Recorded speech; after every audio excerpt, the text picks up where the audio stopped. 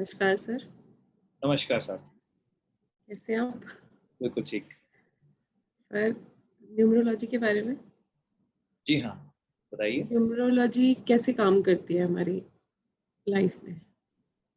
देखिए, जब हम बात करते हैं न्यूमरोलॉजी की, तो न्यूमरोलॉजी की बात जहाँ से शुरू होती है, तो पहला शब्द हम क्या बोल रहे हैं? Numerology. Numerology, astrology, vastu, palmistry, reiki, ये जितने भी हम नाम ले रहे हैं, या हम for the matter of existence की जब हम बात करते हैं, हम सबसे पहले अगर जानते हैं कि ये जगत की संरचना जो हुई वो ब्रह्मांड से हुई, मतलब ब्रह्मांड में ही हमारा जो है अस्तित्व है।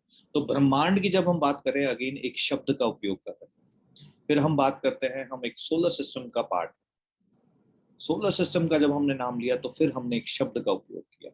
फिर हम बात करते हैं कि हम पृथ्वी पर रहते हैं, तो जब हमने पृथ्वी की बात करी तो फिर हमने एक शब्द का उपयोग किया। पृथ्वी पर कहाँ रहते हो? जिस भी देश में रहते हो, जिस भी गली में रहते हो, जिस भी मोहल्ले में रहते हो, जिस भी सिटी में रहते हो, तो एक शब्द है, एक नाम जो है वो आपके साथ जुड़ा हुआ है। तो जब भी हम न्यूमरोलॉजी की बात करते हैं, तो न्यूमरोलॉजी के जो दो भाग हैं, जो दो पार्ट्स हैं, वो दो पार्ट्स हैं। एक पार्ट जो है वो आपको नाम के बारे में बताता है, नाम की महत्वता, नाम की इंपॉर्टेंस जो है वो बताता है। और वही जो दूसरा भाग है वो अंकों के साथ जोड़ता है, यानी कि आपके साथ जुड़े हुए अंक, जिस दिन पर आपका जन्म हुआ उस दिन के जो भी अंक हैं वो आपकी जिंदगी के अंदर कुछ ना कुछ इंपॉर्टेंट रोल प्ले करते हैं। आज मैं आपको किसी नाम से पुकारता हूं, तो वो भी एक न्यूमरोलॉजी का एक छोटा सा पार्ट है, जिसको हम वास्तविकता में तो स्पंदन शास्त्र कहते हैं। स्पंदन यानी कि साइंस ऑफ वाइब्रेशंस। अब जब मैं बात करता हूं वाइब्रेशन की, स्पंदन की, तो स्पंदन कहाँ से शुरू होते हैं? स्पंदन ना केवल उच्चारण से शुरू होते हैं, स्पंदन वाइब्रेशंस की जब हम बात करते हैं, आप आइडेंटिकल कहीं खड़े भी हैं तो आपका भी एक ओहरा है, आपकी भी एक वाइब्रेशन है।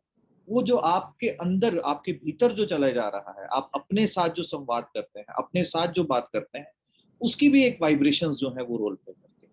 तो वास्तविकता में न्यूमरोलॉजी के दो पहलू, जिसके अंदर हम नाम की बात करते हैं, नाद की बात करते हैं, यानी कि जो आवाज, जो साउंड जो होती है, वो एक वाइब्रेशन, एक स्पंदन क्रिएट करती है, जो हर एक की जिंदगी के अंदर बहुत इंपॉर्टेंट होती है। और दूसरा जो पहलू है वो है नंबर्स। जो नंबर्स जो हैं, वो भी हर एक व्यक्ति की डेट ऑफ बर्थ के अंदर, जन्म का दिन, जन्म का साल, जन्म का महीना, वो अलग अलग होता है। और किसी का अगर एक भी हो तो उसके नाम जो होते हैं वो अलग हो जाते हैं। नाम भी अगर एक हो तो वो जिस जगह पर रहता है वो अलग होगा। तो न्यूमरोलॉजी की यात्रा कुछ ऐसी सी है। तो इसका मतलब अगर हम नाम को जोड़ें, नंबर्स को जोड़ें, तो नाम का भी अपना एक महत्व है और नंबर्स का क्या रोल प्ले? बिल्कुल ठीक। जब हम बात करते हैं नाम की, तो सबसे पहली चीज जो मैं न्यूमरोलॉजी में जिसको सबसे ज्यादा महत्वता देता हूँ वो है आपका नाम। और नाम की जब मैं बात करता हूं, तो सबसे पहली इंपॉर्टेंट चीज जो जहन में आती है वो ये आती है कि एक व्यक्ति के नाम का अर्थ क्या है। क्योंकि जब तक किसी के नाम का अर्थ नहीं सही होगा, उसकी न्यूमरोलॉजिकल वाइब्रेशन वैल्यूज आप कुछ भी निकाल, नाम का अर्थ जो है, उसका मीनिंग जो है नाम का, वो एक बहुत ही अच्छा होना चाहिए, वो प्रगतिशील होना चाहिए, वो एक हैप्पीनेस की ओर व्यक्ति को ले जाना चाहिए। तो जब हम बात करते हैं न्यूमरोलॉजी की, तो नाम एक पहलू है जिसके अंदर पहली चीज सबसे पहले हम देखते हैं कि हम किसी भी, आज आप एक कंपनी का जब नाम लेते हैं, चाहे आप किसी भी कंपनी का कोई नाम लेते हैं, तो एक कंपनी का नाम ही उसकी पहचान बन जाती है। एक ब्रांड वैल्यू कैसे होती है? नाम से बनती है। व्यक्ति जब इस दुनिया से भी चला जाता है, जैसे आज हम कलाम साहब की बात करते हैं, तो उनके जीवन कार्य, जीवन काल के अंदर उन्होंने जो भी कार्य किए, आज हम उनका नाम आज भी सिमरन करते हैं। कहते हैं व्यक्ति के जाने के बाद व्यक्ति जरूर जाता है, पर व्यक्ति का नाम जो होता है वो अमर रहता है। तो यानी कि आपकी जिंदगी, आपको जो अस्तित्व है आपका, आप एक ह्यूमन बीइंग हैं, जैसे कि सब हैं, पर अंतर क्या है आप में और उसमें? एक नाम पहला अंतर है जो क्रिएट करता है कि आपका नाम कुछ और होगा, किसी का नाम कुछ और होगा, किसी का नाम कुछ और। हाँ, ये बात भी जरूरी है कि एक नाम का अर्थ, जब अलग अलग लोगों के अलग अलग नाम होते हैं, तो जो उस नाम का अर्थ होगा, वैसे से गुण धर्म व्यक्ति के अंदर जो है वो आपको नजर आते चले जाएंगे। तो जब हम बात करते हैं, वहां अंक की बात करते हैं, तो उस कंडीशन में अंक क्या रोल प्ले करते हैं? अंक यानी कि एक दिन जब हम किसी भी व्यक्ति का जन्म हुआ, उस दिन एक तिथि होगी। जैसे कि अगर हम आज की बात कर लें, आज है 1 जून 2021, तो हम एक दिन की बात कर रहे हैं। आज जो दिन है वो मंगलवार है, यानी कि आज के दिन का एक अलग रोल है। आज के जो तारीख है 1 तारीख, उसका एक अलग रोल है। आज का जो महीना है 6 तारीख, 6वां महीना, उसका एक अलग रोल है। और सन 2021 उसका एक अलग रोल है। और जब नंबर्स की बात करते हैं तो नंबर ना केवल आपकी डेट ऑफ बर्थ की हम बात कर रहे हैं, उसके साथ ही साथ में आपके मोबाइल के नंबर्स की बात करते हैं, हम बैंक अकाउंट नंबर्स की बात करते हैं, आपके मकान के नंबर की बात करते हैं, और कई सारी ऐसी जगह हैं जो सिर्फ और सिर्फ नंबर्स के साथ कनेक्टेड है। तो न्यूमरोलॉजी के ये दोनों ही पहलू हैं जिसको हम नाम और नंबर दोनों के साथ कनेक्ट करते हैं। बिल्कुल ठीक। और तो इसमें हम जोड़ देते हैं कोर और डेस्टिनी। बिल्कुल ठीक। एक व्यक्ति का एक कोर है, उसकी एक डेस्टिनी है, तो उसकी लाइफ में क्या वैल्यूज हो जाती है?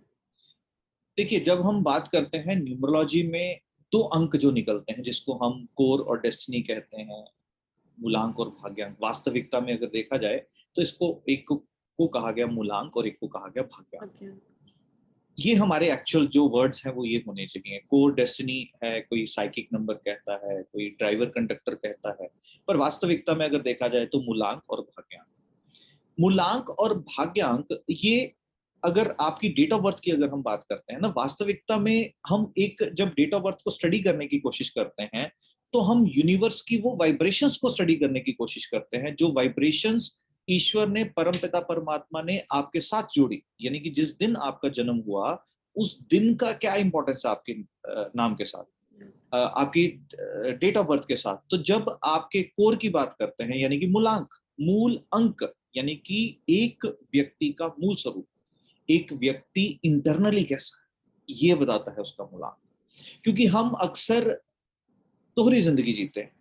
आज आप जैसे भी घर पे बैठे हैं, या मैं घर पे जैसे भी बैठा हूँ, जैसे ही हम बाहर जाते हैं हम सबसे पहले कपड़े चेंज करते हैं, अपने आप को थोड़ा सा आईने में देखते हैं, अपने आप को थोड़ा सा निखारते हैं, फिर हम घर से बाहर चलते हैं।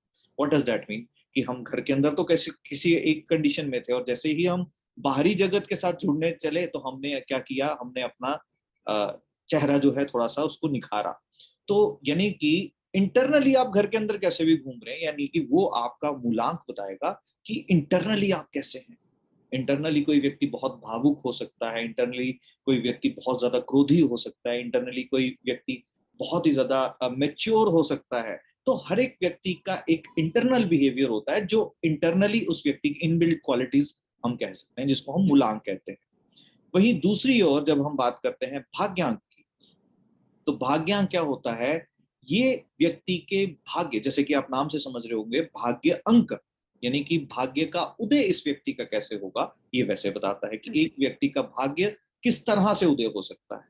किस तरह से उदय हो सकता है, इसका क्या अर्थ है कि आपका जो भी भाग्यांक है वो आपकी वो पोटेंशियल्स हैं जो आपको बाहरी जगत के साथ जब जुड़ते हो तो उस पोटेंशियल्स को आपको अपनी जिंदगी के अंदर यूज करना चाहिए। तो बहुत ही महत्वपूर्ण रोल प्ले करते हैं मूलांक और भाग्यांक आपस में हर एक व्यक्ति के। और ऐसे ही हम न्यूमरोलॉजी के विषय में जैसे हम कुछ किसी को बताते हैं, उसके साथ ही हम किसी की प्रॉब्लम्स की रेमेडीज को उनके साथ शेयर करते हैं, तो वो भी प्रॉपर वर्क करती है।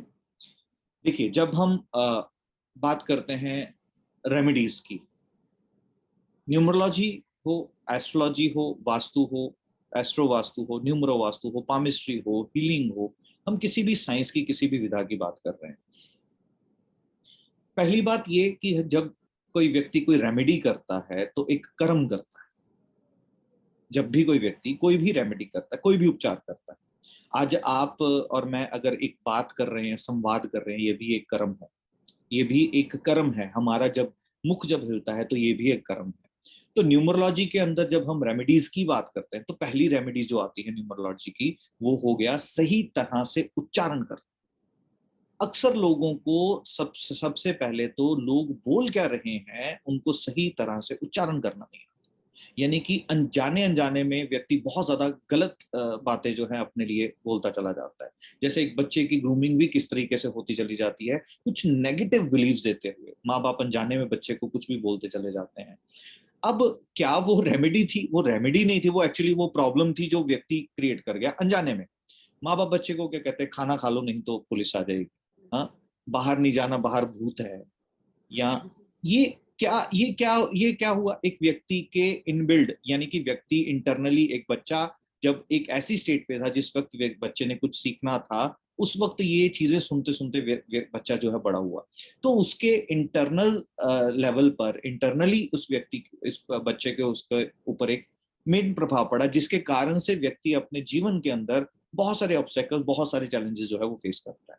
अब हम बात करते हैं न्यूमरोलॉजी के अंदर रेमेडीज की। तो मैंने ये बताया कि जब प्रॉब्लम्स जो है वो यहां से शुरू होती हैं, कि जब एक व्यक्ति का बिलीफ सिस्टम कुछ सुन सुन के बन जाता है, तो पहली रेमेडी जब हम न्यूमरोलॉजी के अंदर करते हैं, वो रेमेडी ही यही होती है कि हम पहले तो व्यक्ति को सही से बोलना सिखाते हैं कि वास्तविकता में कौन से ऐसे शब्द हैं जो आपके मुख से निकलने चाहिए। और दूसरी रेमेडीज जो हैं, फिर हम बात करते हैं मंत्रोच्चारण की। मंत्रोच्चारण, क्योंकि संस्कृत भाषा के अंदर मंत्रोच्चारण की बहुत ज्यादा महत्वता है।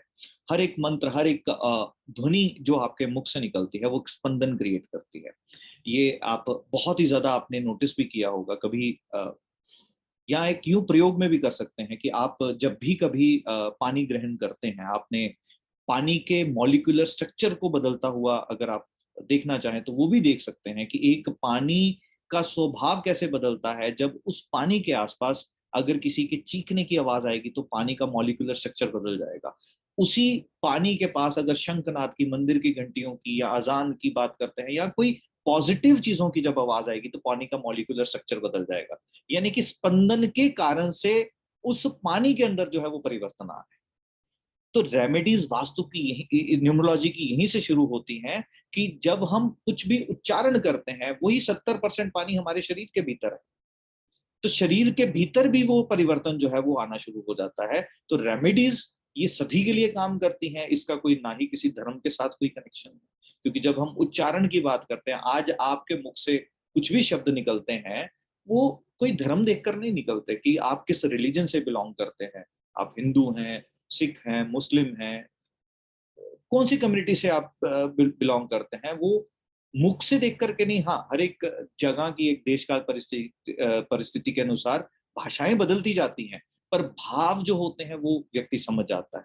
आज मैं आपसे अगर एक भाषा के अंदर अगर कोई बात करूं, आपको चाहे वो भाषा नहीं आती हो, पर जिस तरह से मैं बोल रहा हूं, जिस लहजे से मैं बोल रहा हूं, आप उस भाव को समझ पाएंगे कि क्या ये मेरे प्रति प्यार बता रहा है, क्या ये मेरे प्रति क्रोध बता रहे हैं, ये क्या बता रहे हैं।